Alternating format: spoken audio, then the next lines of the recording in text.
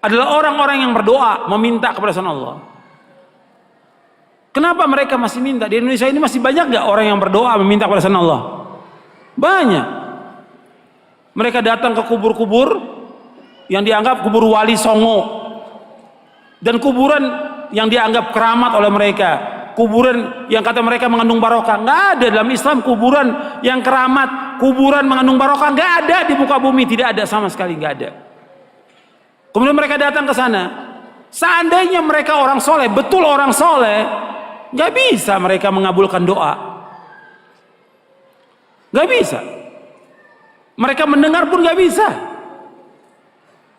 Seandainya mereka mendengar kata Allah, nggak bisa menjawab.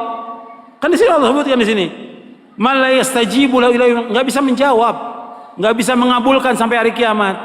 Makanya kebodohan yang paling bodoh dan kesesatan yang paling sesat orang-orang yang datang berbondong-bondong ke kubur para wali untuk minta di sana. Kalau ziarah kubur boleh, perhatikan ini, jangan salah paham. Tolong perhatikan, dengarkan baik-baik, jangan salah paham. Kalau ziarah kubur ke kuburan kaum muslimin boleh, dianjurkan oleh Nabi Muhammad SAW. Ziarah kubur ke kuburannya pemakaman kaum muslimin boleh, sunnah, dianjurkan oleh Rasulullah SAW. Kata Nabi, kuntu nahaitukum an ziyaratul kubur fazuruha fa inna tudzakirukumul akhirah. Kata Nabi, aku pernah melarang kalian untuk ziarah kubur, sekarang boleh kamu ziarah kubur, karena ziarah kubur mengingatkan kalian kepada akhirat. Dalam riwayat yang lain disebutkan bahwa ziarah kubur mengingatkan kalian kepada kematian. Ziarah kubur kaum muslimin boleh, tapi ziarah kubur yang dilakukan oleh mereka ini, datang ke kuburan wali dengan niat kuburan itu mengandung barokah, bahwa orang itu soleh, suci, bisa mengangkat doa mereka ke langit kepada Allah sebagai tawasul. Mereka minta, ada yang menjadikan mereka sebagai wasilah kepada Allah, ada yang menjadikan mereka sebagai syafaat kepada Allah, ada yang mereka menjadikan mereka sebagai Tuhan yang mereka minta kepada penghuni wali, penghuni kubur itu.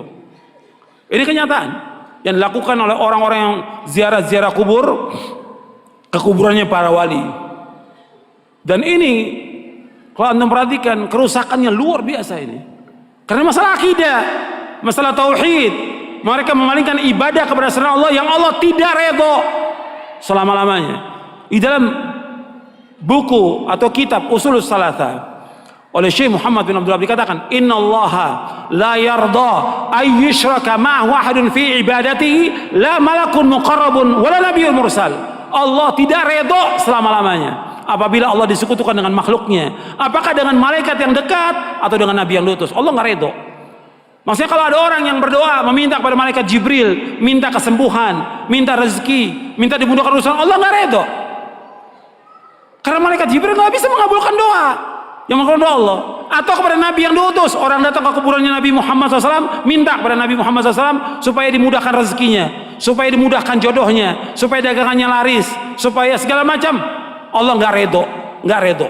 Kenapa? Doa itu wajib dipanjatkan dan hanya ditujukan kepada Allah saja, tidak kepada yang lain. Allah nggak redho. Hatta kepada orang yang paling soleh, Nabi Muhammad SAW, orang datang kepada kuburan beliau minta, Allah nggak redho. Makanya nggak ada seorang sahabat pun yang datang ke kuburan Nabi untuk minta sesuatu, tidak ada. Tidak ada seorang sahabat pun radhiyallahu anhum ajmain yang datang ke kuburan Nabi untuk minta sesuatu, tidak ada sama sekali. Mereka berdoa langsung kepada Allah. Begitu juga setelah wafatnya Khulafaur Rasyidin, nggak ada orang datang. Tapi belakangan di abad kedua, ketiga mulai, siapa yang melakukan pertama kali penyembahan kepada kubur yang dikeramatkan pertama kali di muka bumi? Syiah. Pertama kali, laknatullah alaihim. Pertama kali Syiah yang menyesatkan kaum muslimin.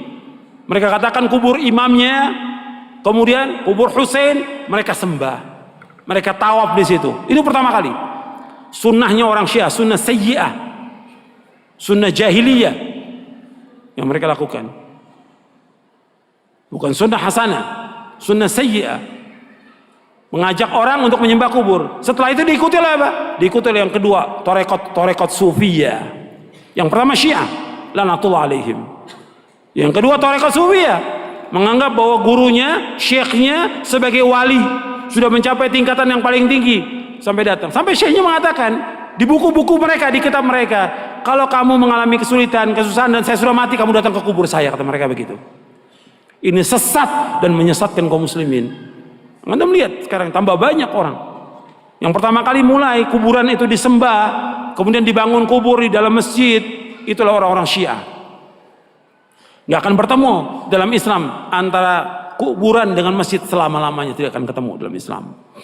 Adapun kuburan Nabi Sallallahu Alaihi Wasallam itu di luar masjid. Kemudian pada khalifah zaman Abdul Malik dibongkar, dimasukkan, dan sahabat sudah mengingkari yang masih hidup pada zaman itu. Nggak bisa bersatu dan beda kuburan Nabi. Karena apa? Nggak mungkin kuburan Nabi akan dibongkar, dipindahkan ke Baqi, nggak mungkin. Karena Nabi nggak mau. Kalau di Baqi akan disembah oleh manusia. Makanya Nabi dibedakan, khusus untuk Nabi dikuburkan di tempat itu dengan dua sahabatnya, Abu Bakar dan Umar. Adapun kuburan yang lain nggak boleh, nggak bisa bersatu antara masjid dengan kuburan selama-lamanya. Yang pertama kali Syiah. Karena ini perbuatan siapa? Perbuatannya orang-orang Yahudi dan Nasrani. Maka 5 hari menjelang wafatnya Rasulullah mengatakan, la'natullahi 'alal yahudi wan nasara ittakhadhu qubur anbiya'i masajid wa ana anhaakum an dzalik. Mudah-mudahan, kata Nabi SAW, 5 hari menjelang wafat, mudah-mudahan Allah melaknat orang Yahudi dan Nasrani karena mereka menjadikan kubur Nabi mereka sebagai tempat ibadah. Aku larang kalian jangan melakukan seperti mereka. 5 hari menjelang wafat, 5 hari. Terus Nabi ingatkan umatnya, jangan seperti Yahudi, jangan seperti Nasrani yang mereka menjadikan kubur Nabi mereka sebagai tempat ibadah. Aku larang. Kuburan bukan tempat ibadah, kuburan. Dan gak boleh melaksanakan perjalanan ke makam-makam, gak boleh.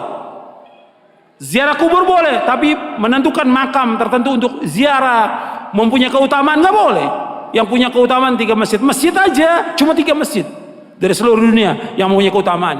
Kata Nabi SAW dalam hadis yang sahih, ada di buku ini, la tushaddur rihalu illa ila 3 masajid, masjid hadza wa masjidil haram wa masjidil aqsa. Kata Nabi, enggak boleh mengadakan perjalanan dengan niat ibadah kecuali 3 masjid. Tidak boleh mengadakan perjalanan safar dengan tujuan ibadah kecuali 3 masjid. Pertama masjidku ini, Masjid Nabawi. Yang kedua Masjidil Haram. Yang ketiga Masjid Aqsa. Masjid aja nggak boleh. Ada di Bandung umpamanya ada masjid yang bagus, orang mengatakan bahwa masjid itu punya keutamaan, nggak boleh. Semua masjid sama. Masjid di sini di Pustai atau masjid yang lain yang dibangun semua sama. Ganjarannya sama kalau orang sholat di dalamnya, kecuali 3 masjid. Masjid Nabawi sekali sholat di sana 1000 lebih dari masjid yang lain. Kalau di Mekah, di Masjidil Haram, di Mekah maksudnya di Masjidil Haram saja, bukan di masjid yang lain. Di Mekah bukan, di Masjidil Haram saja itu 100.000 keutamaannya dari masjid yang lain seluruh dunia. Kalau di Masjidil Aqsa 250. Itu keutamaan yang disebutkan oleh Rasulullah Sallallahu Alaihi Wasallam. Kalau masjid yang nggak punya keutamaan kecuali 3 masjid, apalagi kuburan. Kuburan nggak punya keutamaan sama sekali. Makanya orang-orang yang datang dan meminta ke kubur-kubur, Allah menyebutkan dalam Al-Quran ini orang yang paling sesat di muka bumi. Antum catat tuh ayatnya, ya, surah Al-Ahqaf surah 46 ayat 5 dan 6. Ini dalil